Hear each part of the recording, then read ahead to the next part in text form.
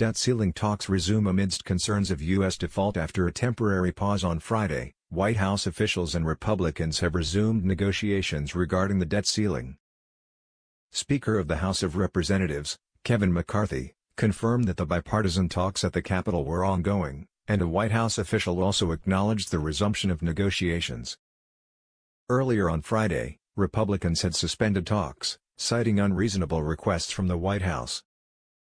The potential consequences of failing to reach a deal on the debt ceiling are significant, as the U.S. could default on its $31.4 trillion, £25.2 trillion, debt. The Treasury Department has issued a warning, stating that without raising the debt limit, the government will be unable to borrow additional funds or fulfill its financial obligations after June 1. Speaker McCarthy expressed his frustration during an interview with Fox Business on Friday evening, stating that it was unacceptable for the White House to expect increased spending in the upcoming year compared to the current year. McCarthy also mentioned that he had not spoken to President Joe Biden, who is set to return to Washington after cutting short an overseas trip. Garrett Graves, a Republican congressman from Louisiana and the lead negotiator for the Republican Party, informed reporters that the discussions had involved a candid examination of realistic numbers and a feasible path forward to address the country's spending and debt issues. Failing to raise the debt ceiling could result in the suspension of social insurance payments and federal and military salaries, while also potentially destabilizing the global economy and affecting prices and mortgage rates worldwide. Although the pause in talks on Friday was viewed by many as a negotiating tactic, U.S. financial markets reacted negatively, closing in the red that afternoon. The Dow Jones Industrial Average ended down by 0.3%, the S&P 500 dipped 0.1%, and the Nasdaq slipped 0.2%. Republicans are demanding budget cuts amounting to $4.5 trillion as part of their condition for supporting the increase in the debt ceiling.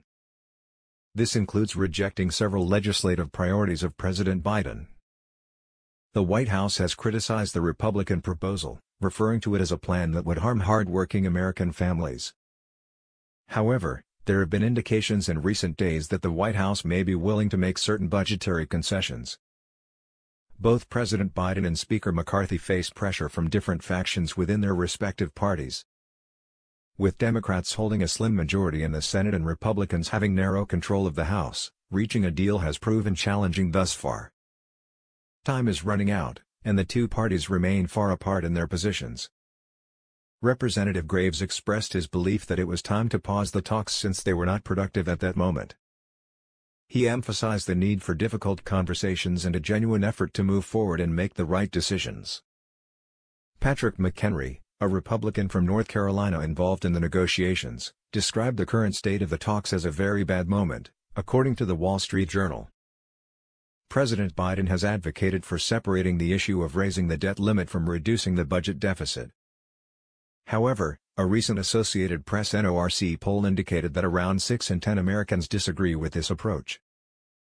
The president hopes to strike a deal upon his return to the U.S. after attending a G7 summit in Japan. A White House official stated that if both sides negotiate in good faith and recognize that they cannot achieve everything they desire, a deal is still possible. However, there are significant differences between the parties regarding budgetary matters, and the talks are expected to be challenging. The president's team is committed to working hard towards a reasonable bipartisan solution that can be approved by both the House and the Senate.